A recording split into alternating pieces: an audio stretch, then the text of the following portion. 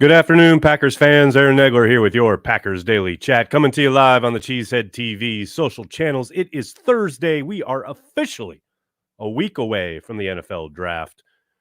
Hope you'll be joining us here on the Cheesehead TV YouTube channel for our 3-day extravaganza, where we live stream during the entirety of the NFL Draft, all 7 rounds. And yes, by round 7, it definitely gets weird. I hope you'll join us. It's always a good time.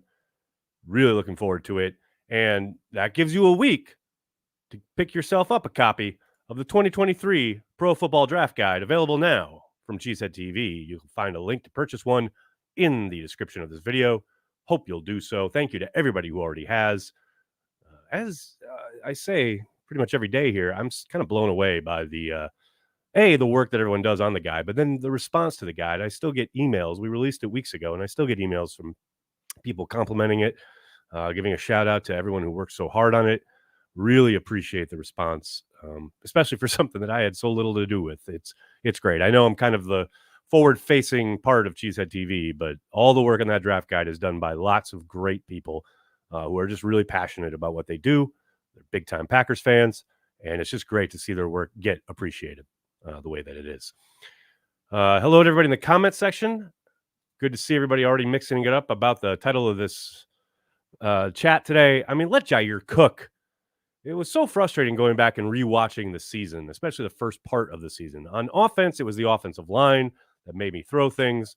And on the defensive side, look, I'm not sitting here and saying that Jaire Alexander had the best season of his career.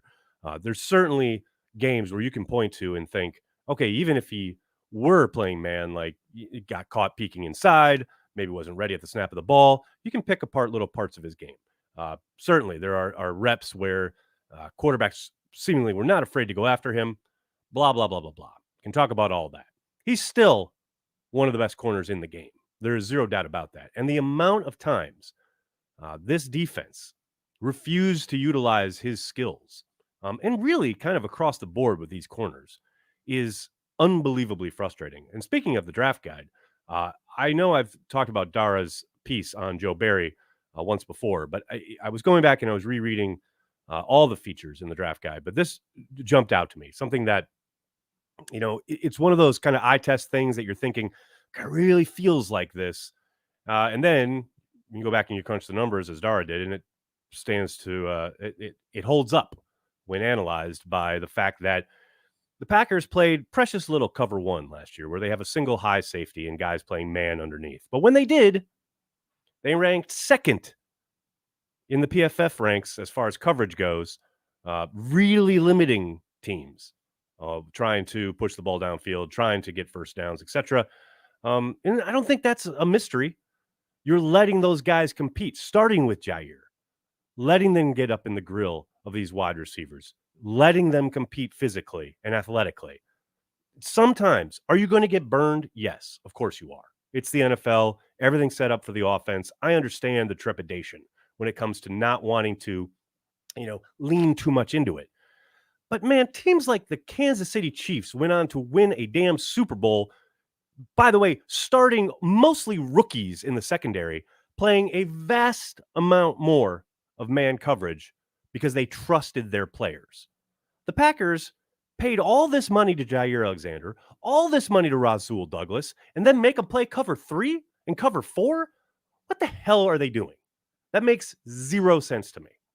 And again, it comes back to what I've talked about ad nauseum seemingly over the course of the last year, where there seems to be a bit of a disconnect between personnel and coaching. We're going to pay these guys top dollar so they can stand 10 yards off the line of scrimmage on 3rd and 2 and play cover 3. What the fuck are we doing? Let Jaire cook. Let all these guys cook. Are they going to get beat? Yes.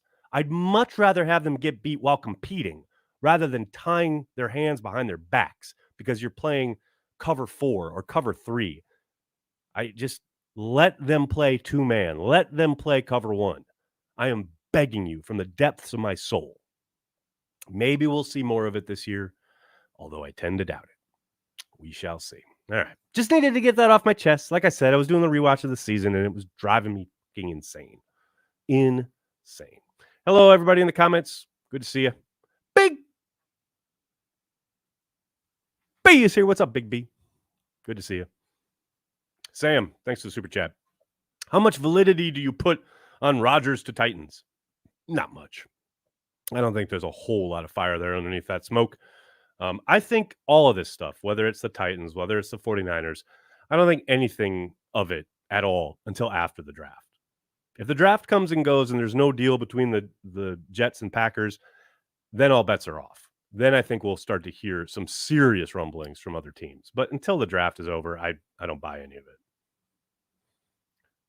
Warbanger, yes. Jaire chooses violence when he's allowed. Exactly. Take him off the damn leash. Drives me absolutely insane. Abdul, what's up, man? Thanks for the super chat. Hey, Aaron, at owners' meetings, Matt LaFleur said Douglas will be at outside and Nix will compete for the slot. What does that mean for Stokes? That means Stokes won't be ready for the start of the season, most likely. Now, we don't have official updates yet. Hopefully, we'll start to hear from some of these guys as the offseason program kind of goes on here. But yeah, I think, the injuries, and don't forget, it was multiple injuries that Stokes suffered in Detroit last year, were pretty significant. And I think once he's back, then they're going to have to do some juggling. There's no doubt about it. But I think more than anything, it mostly means that Stokes won't be ready for the start of the season. And we'll see when he is. And when he is, it's a good problem to have. You can't have too many good corners, especially, let's get him into dime. Let's get him into third and long. Let's put all those corners on the field and go to town. I'm down with that. Ryan, thanks for the super chat. 60-40 Green Bay picks a tight end in the first round. 60-40? 60 to the affirmative? Ryan, whoa, baby. I can't get on board with that. I think it's more like 20-80. That's where I would fall on that. But I know they need him. There's no doubt about that. Oh, and speaking of which, I saw some folks headed by one Peter Bukowski today chiding the Press Gazette and or Ryan Wood about their piece regarding Packers needs. Like, am I missing something? Like 8 needs? Yeah, there are 8 needs. Like, I don't see that that's telling tales out of school. Like, Ryan lists tight end. They definitely need a tight end, probably more than one. Outside linebacker. Rashawn Gary's not going to be ready for the start of the year. Yes, 100% they need an outside linebacker. Safety, 1,000% need a safety. Adrian Amos isn't in the building. Darnell Savage is going to play back by himself. What, Rudy Ford and Savage and nothing else? Definitely need a safety. Quarterback, you need a backup. They haven't signed a vet. What, are you going in with Danny Etling as your 2? Receiver, been a need for years now. Yes, they need a receiver. Defensive line, did you watch the Philadelphia game where they got run all over? If you're going to insist on playing 2 down linemen, you better have depth at that position. Offensive tackle, no question about it. I know they bought not Yash back, but that's a 1-year proposition. David Bakhtiari is most likely done after this year in Green Bay. They got to plan long-term. Offensive tackle, definitely a need. And then kicker. Yeah, Mason Crosby's not there. They've got one kicker on the roster who's never made a kick in the NFL. All 8 of those needs are just fine. Good job, Ryan Wood. Shout out. Matt, where do you recommend Rodgers reside in New York City? What district would he be in? Manhattan? Most of the Jets players live in Jersey, out by the facility. Now, Aaron Rodgers is a special dude. He might live in Manhattan, although even Aaron Rodgers, for all his wealth and power and ability, probably would have trouble every morning trying to commute to the Jets facility out there in Jersey. It's a nightmare. Get from Manhattan out there every morning. So I would suspect he'll probably live out in Jersey, but you never know. He's a different cat. Maybe he'd have some fun with it. Maybe he'd hire a helicopter every day. Who knows? Abdul, thanks again, buddy. If you had to bet, is 12 still on the roster 5-1? No, I would bet significantly that he's not. Mimsy, thanks to the super chat. Are we barreling towards a draft day trade? Yes, I think the Friday is the day we'll have the trade happen. Maybe it happens just before or even the night of Thursday night, but I suspect we'll see it Friday. Nagor, what we really want to know is when will we be seeing a new batch of Carry the G? Dusty getting down to business here. Watch this space. There's things cooking. There's things brewing, if you will. in regards to more carry the G. Um, be on the lookout. We'll have news sooner rather than later. And I will say, um, we're probably still a ways away from being able to offer it nationwide, let alone worldwide, but nationwide. I've gotten so many emails and so many tweets from people. When is it going to be available in California or Florida or Texas or wherever? Not anytime soon. But the greater parts of Wisconsin, we're coming for you. Carry the G. It's on its way. Abdul, thanks again, buddy. Just wondering, why do you think Bach is gone next year? I think he's getting up there and he's entering the last year of his deal. And I suspect he wants a fresh start, would be my guess. And I haven't talked to him about it. But, Aaron Rodgers leaving, that's his best friend, getting up on the last year. He can probably strike it huge out on the market if he hits free agency. And I don't think the Packers are going to be able to kind of compete with that, even trying to sign him like preemptively. I think it's just all those factors and more. Probably, the Packers will be ready to move on, as will David. That's, again, just guesswork on my part. Haven't talked to him whatsoever about this. What else we got? Didn't Rodgers get contacted by the aliens in New Jersey? That is where he saw the aliens, right? When he was out there in the sludge. Could JS... Oh, what was this? Sorry. Could JSN potentially falling to pick 13 be the holdup on the Rodgers trade when we'd swap first and get 2 seconds? No, I don't think it has anything to do with JSN. What else? Tonight at 7. Joseph, tonight at 8. Tonight at 8. Really sorry for anyone who tried to find us last night. Joseph had something come up at the last minute, so we had to punt till tonight. But Joseph will be taking your draft questions tonight at 8 o'clock here on the YouTube channel. So come armed and ready with lots of draft questions, because God knows he can answer them. I cannot. 8 o'clock tonight. Be here. What about the border of Illinois? We might push into Chicago. We'll see. We shall see.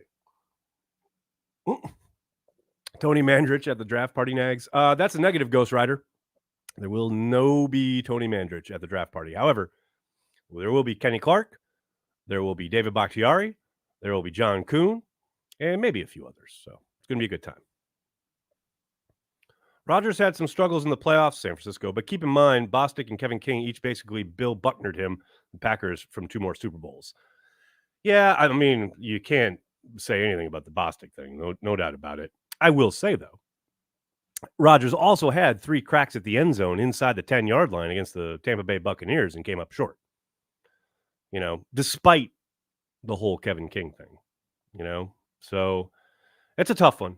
It's a tough one. No question about it.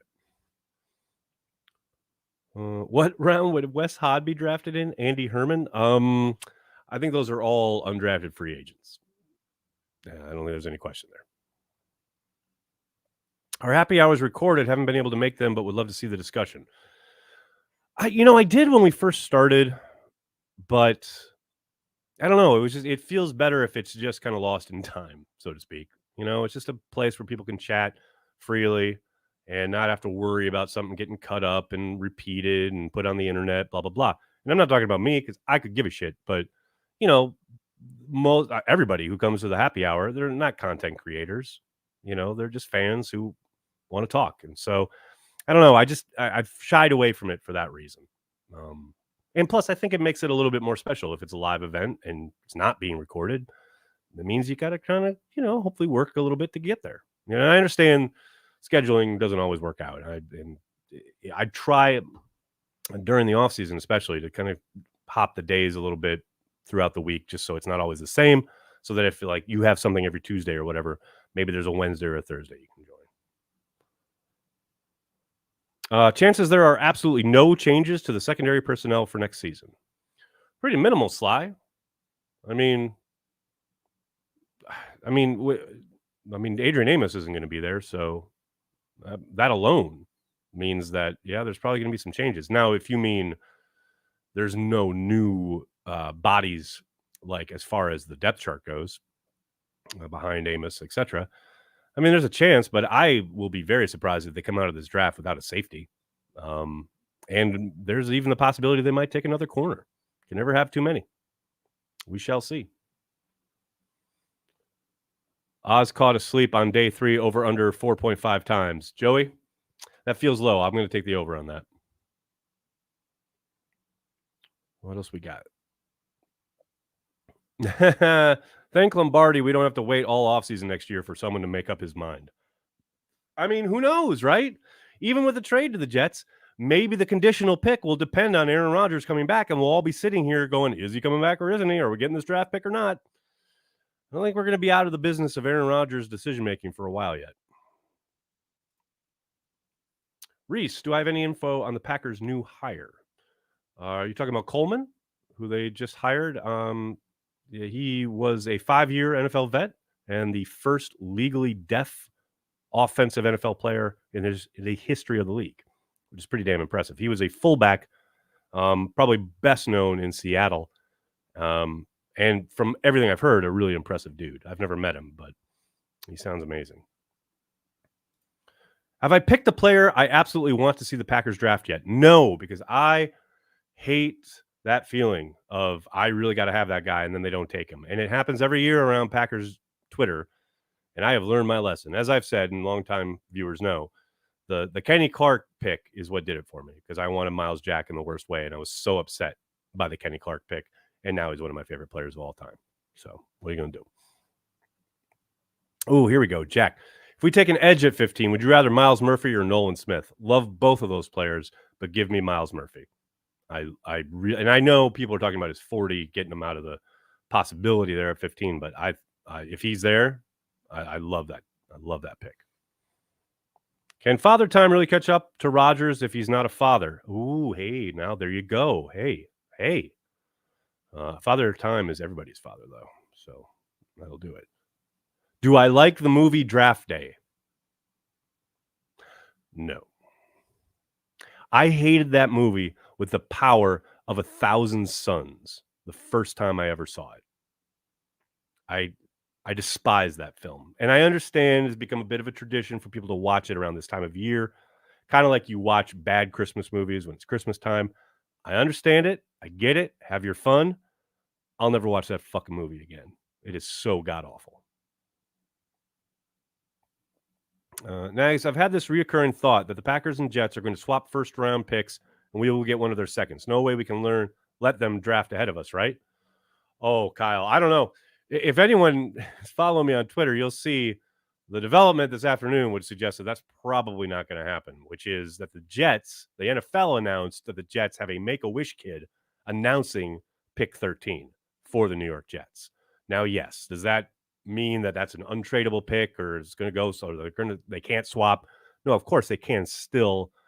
But man, it doesn't feel good. Doesn't feel right. This kid, Make-A-Wish, his one wish is to announce a Jets pick. He gets to do it, pick 13. Thinking the kid's going to get his wish. And I've thought this for a long time, way before today. I don't know. I know there's a lot of kind of conjecture around the 13th overall pick. I've pretty much been resigned to the fact that they're not going to get that pick for months now. Feels like years. I think they'll get a second. And the whole holdup is about the first that they're asking for next season. So yeah, I don't really feel like 13's ever been in play. But we'll see. Crazier shit has happened.